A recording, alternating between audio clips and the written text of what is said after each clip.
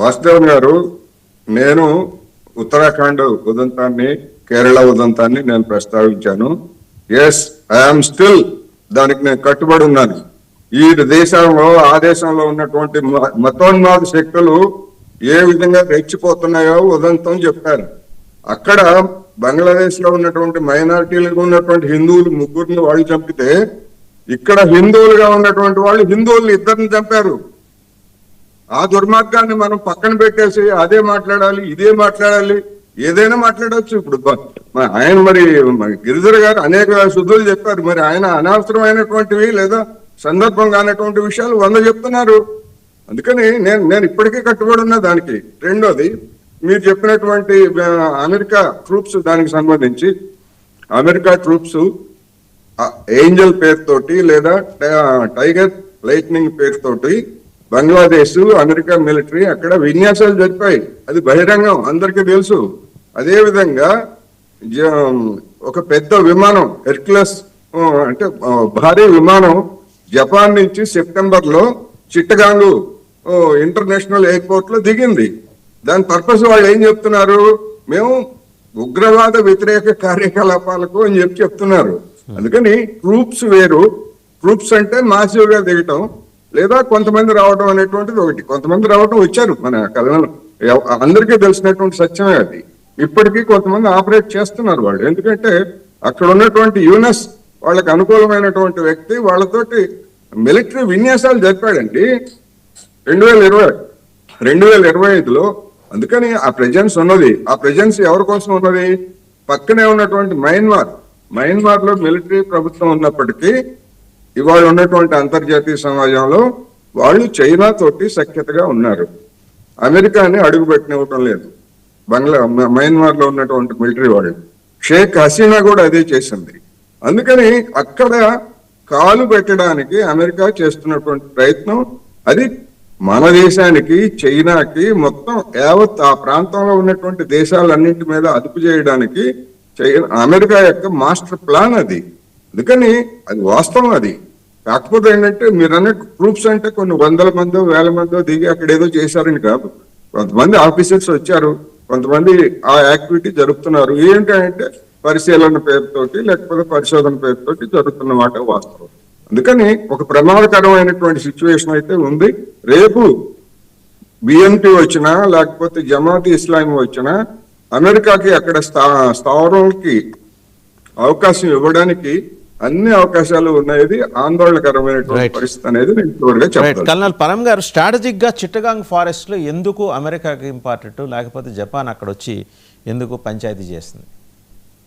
Chittagong forest మీకు access create చేస్తుందండి, access corridor create చేస్తుంది.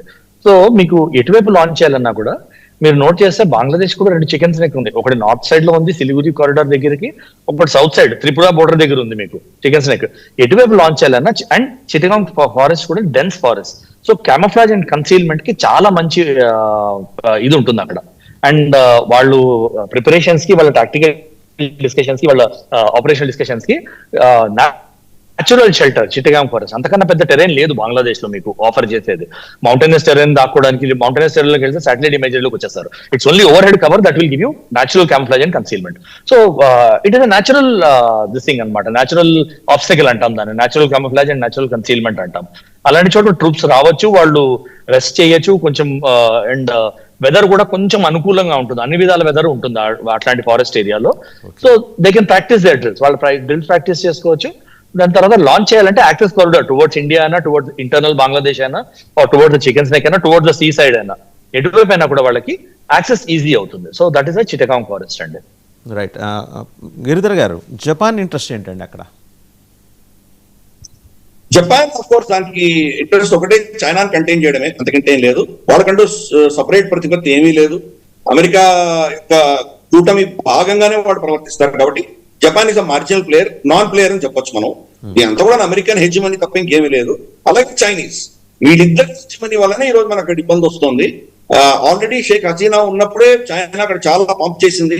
మన చికెన్ స్నేక్ కారిడార్ దగ్గర వాళ్ళు ఏదో బేసెస్ పెట్టాలి, లేదా వీళ్ళకి ఏదో సమర్థన ఇవ్వాలి, అక్కడ ఉన్న ప్రాజెక్ట్స్ టేక్ ఓవర్ చేయాలి, ఇటువంటివన్నీ చేశారు. చిట్టగాంగ్ కూడా మనకు షేక్ హసీనా మనకు చిట్టగాంగ్ లో ఒక పర్టికులర్ ఏరియా మనకు కాంట్రాక్ట్ ఇస్తే కనుక మళ్ళీ ఇతను మహమ్మద్ యూనుస్ వచ్చాక తీసేసి అమెరికా చైనాకి హ్యాండ్ ఓవర్ చేశాడు అతను. సో కాబట్టి చైనా ఇంట్రెస్ట్ అక్కడ తప్పకుండా ఉన్నాయి. చైనా ప్లాన్ మీకు గతంలో కూడా చెప్పాను మీకు, పామ్ అండ్ 5 ఫింగర్స్ అని చెప్పి మావో జెడాంగ్ ప్రిన్సిపల్ అది. దాని ప్రకారం పామ్ అన్నది టిబెట్, 5 వేళ్లు వచ్చేసి లద్దాఖ్, నేపాల్, భూటాన్, సిక్కిం, అరుణాచల్ ప్రదేశ్.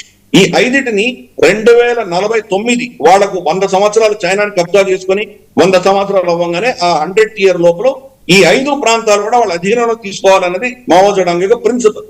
అందుకని బెల్ట్ అండ్ రోడ్ ఇనిషియేటివ్ ద్వారా అతని ఏదైతే రోడ్స్ మనకు నేపాల్లో వేస్తున్నారో, లాసా నుంచి కాఠ్మండుకు వేస్తున్నారో, అది చూస్తూ 2035-36 కంతా నేపాల్ కబ్జా చేసుకుంటారు వాళ్ళు. భూటాన్ తో ఆల్రెడీ వాళ్ళు చర్చలు చేస్తున్నారు వాళ్ళు. పైన ఉన్నటువంటి నార్దర్న్ భూటాన్ ఉత్తరాన ఉన్నటువంటి కొంత ప్రాంతం చైనా క్లెయిమ్ చేస్తోంది. దాన్ని మీకు ఇచ్చేస్తాము, మాకు డోక్లాం ఇవ్వండి అని చెప్పి వాళ్ళ మీద ఒత్తిడి తీసుకొస్తున్నారు. కాబట్టి అక్కడ కూడా వాళ్ళ శక్తి లేదు కాబట్టి అక్కడ కూడా టేక్ ఓవర్ చేసే ప్రమాదం ఉంది. ఒకటే భూటాన్ లో గుడ్డిలో మెల్లం ఏంటంటే భారత సైన్యం వాళ్ళని ప్రొటెక్ట్ చేస్తుంది కాబట్టి అది కొంచెం కష్టం. సిక్కిం ని వాళ్ళు యాక్సెప్ట్ చేశారు, మిగిలిన లద్దాఖ్ తర్వాత అరుణాచల్ ని వాళ్ళు యాక్సెప్ట్ చేయట్లేదు. అరుణాచల్ పరిస్థితి ఏంటో మనం చూస్తున్నాం.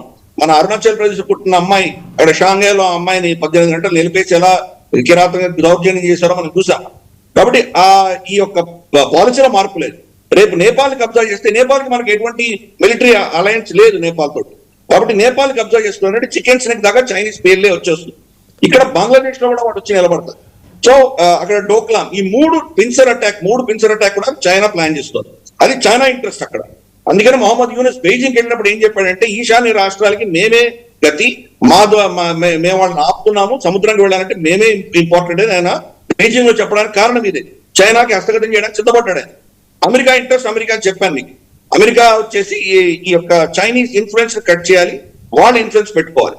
ప్లస్ మియన్మార్ కంటే డిప్లొమాటిక్ గా న్యూట్రాలిటీ అనేది మనకి చుట్టుపక్కల దేశాలు కనిపించవు. చైనా దగ్గర నుంచి బెనిఫిట్స్ అన్ని తీసుకుంటారు. అదే చైనా మళ్ళీ ఇక్కడ ఉన్నటువంటి కచిన్ ఆర్మీ కావచ్చు, మనకు అరక్కన్ ఆర్మీ కావచ్చు, వాళ్ళకంతా ఫండింగ్ ఇచ్చేది చైనానే. ప్రభుత్వానికి ఇస్తుంది, శత్రువులకి ఇస్తుంది, వాళ్ళ శత్రువులకి. అలాగే భారతదేశంతో కూడా మైత్రి పెట్టుకున్నారు.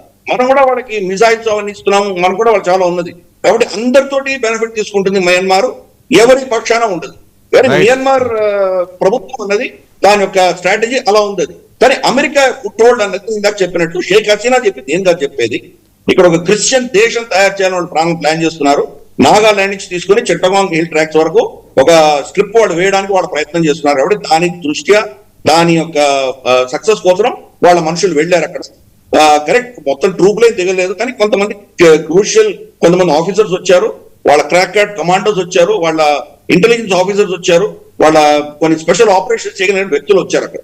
Right, Girdhar garu, we'll certainly discuss these things later on in the next discussion. Thank you very much Gafur garu, Kodishwar garu, Colonel Parameshwar garu and Mavidi Girdhar garu, andariki ధన్యవాదాలు. సో చూసాం కదా, బంగ్లాదేశ్ పొరుగు దేశంలో ప్రమాదం పొంచి ఉంది, కాటేయటానికి విషనాగు అక్కడ ready అవుతోంది BNP రూపంలో, బంగ్లాదేశ్ నేషనలిస్ట్ పార్టీ రూపంలో. 1992 నాటి సంఘటనలు రిపీట్ అవుతాయోనన్న ఆందోళన భారతదేశంలో ఉంది.